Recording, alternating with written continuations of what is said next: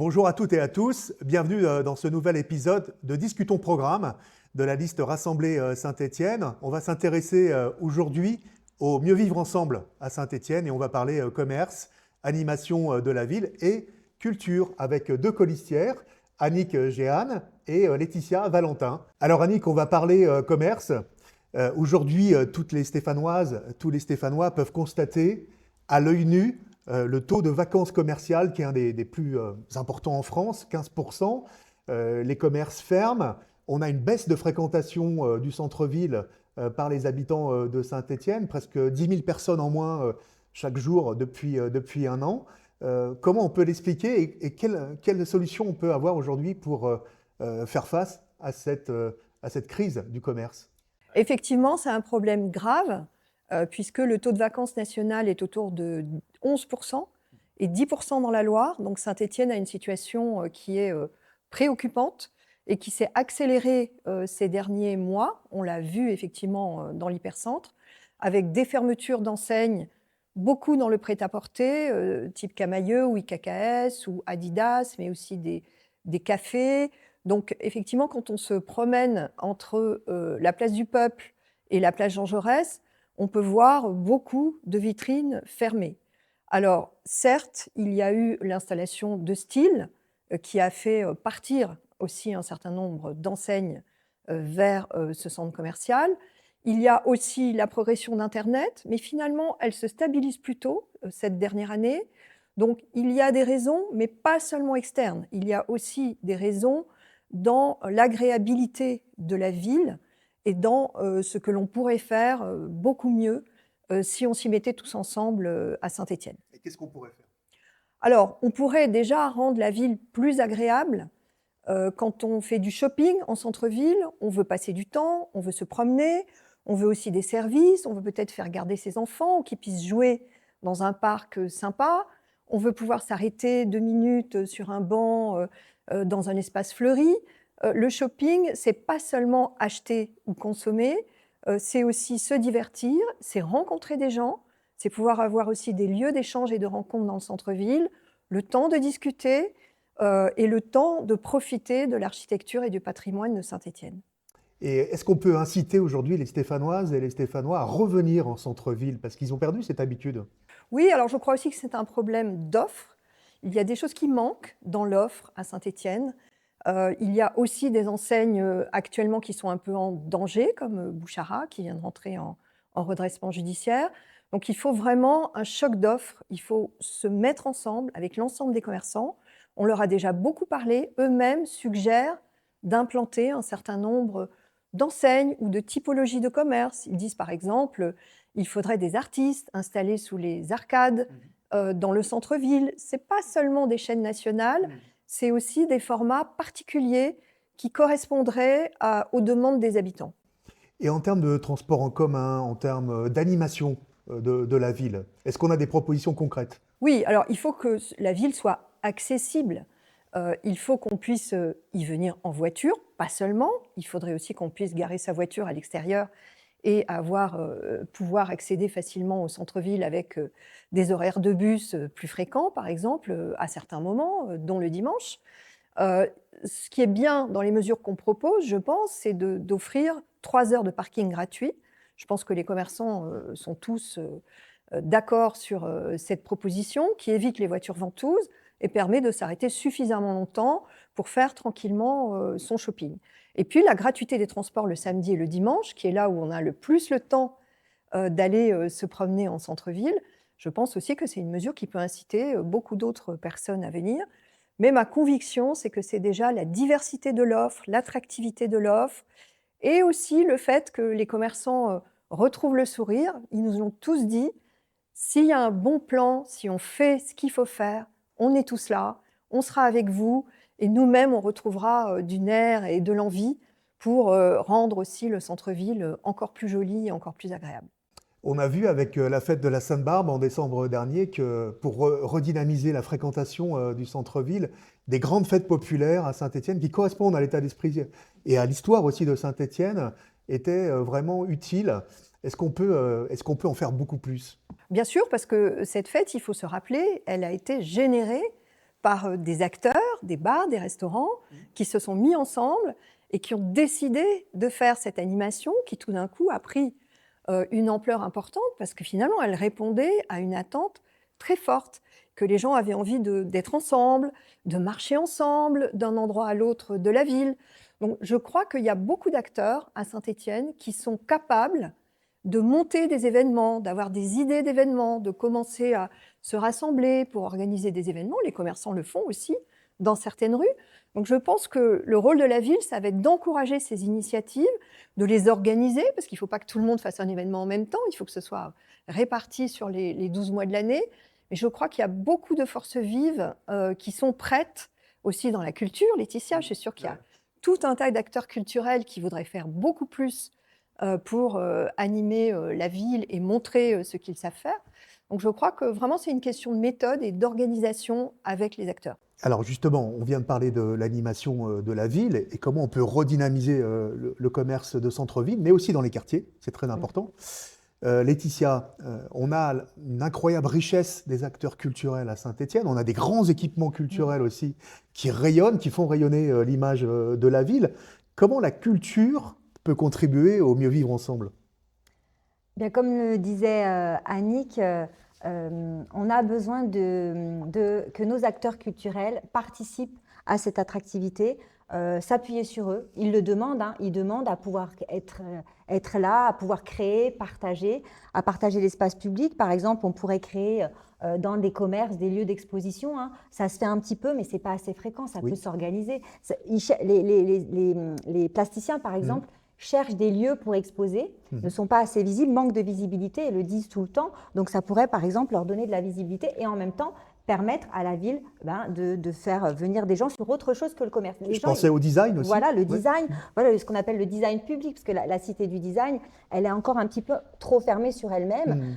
Il faut qu'elle s'ouvre vers l'extérieur et qu'elle propose ce design au public. Et justement, dans le design public, créer dans plein d'endroits de la ville, utiliser nos designers pour qu'ils nous créent des espaces et des lieux où on puisse exposer ces œuvres et en même temps qu'elles soient utiles aux personnes de Saint-Étienne. Laetitia, on a eu Jean Dasté à Saint-Étienne et lui, il faisait le théâtre dans les quartiers. Est-ce qu'on pourrait retrouver quelque part cet état d'esprit-là de Jean Dasté? La comédie est demandeur de pouvoir mieux s'exprimer partout dans les quartiers de Saint-Étienne. Est-ce que ça correspond un petit peu à ce qu'on propose? Oui, nous, l'idée, c'est vraiment d'aller vers les gens qui se plaignent. Par exemple, à Terre-Noire, hein, moi j'ai discuté avec des habitants de Terre-Noire qui me disent « Nous, on n'a plus rien chez nous au niveau culture, on est demandeurs, on a plein de personnes qui ont envie de s'investir, on a des personnes qui ont créé Terre-Noire, le groupe Terre-Noire, hein, on a des personnes, des artistes hein, qui sont encore trop invisibilisés et qui pourraient permettre à des territoires et des quartiers de renaître un petit peu. Donc c'est bien d'organiser des événements en centre-ville, mais aussi il faut faire des micro-événements dans les quartiers pour que ces gens-là ne se sentent pas aussi abandonnés. Et avec la richesse qu'on a sur le territoire, on peut le faire. Il y a plein d'associations. Il faut aussi partir du monde associatif. On a une richesse d'associations qui peuvent, elles, structurer tout cela et mettre en lien tous les artistes qui sont sur le territoire et pouvoir faire des événements de la sorte. Donc, mieux accompagner les acteurs culturels, quelle que soit leur taille d'ailleurs. Mais on a aussi de grands équipements comme l'Opéra, comme le Musée d'Art Moderne, la Cité du Design. Et bien souvent, les Stéphanoises et les Stéphanois nous ont dit là dans les réunions publiques de proximité, soit on n'ose pas trop s'y rendre, soit on ne sait pas trop ce qui s'y passe.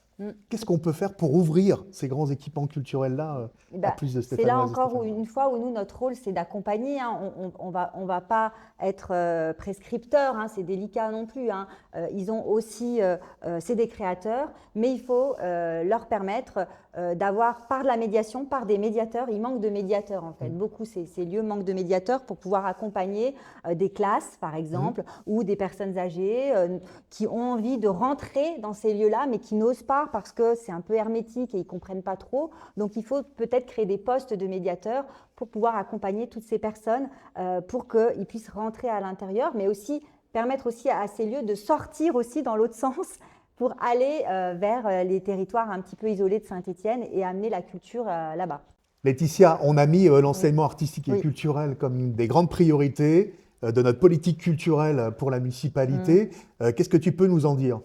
Alors, ce qui manque pour l'instant au niveau de l'éducation artistique et culturelle, c'est la gratuité. Parce que, par exemple, les écoles nous remontent souvent qu'ils doivent payer le transport en commun pour se rendre dans les équipements culturels. Donc là, nous, on fera la gratuité des transports en commun. C'est normal, ils doivent pouvoir se rendre gratuitement dans un musée pour pouvoir aller le visiter. Ensuite, ce qui manque aussi, c'est des médiateurs gratuits. Parce que pour l'instant, les entrées sont gratuites, mais il n'y a pas de médiateur gratuit. Et ça, c'est très, très important parce que les enseignants ne peuvent pas forcément faire ce travail-là. C'est un travail de spécialiste.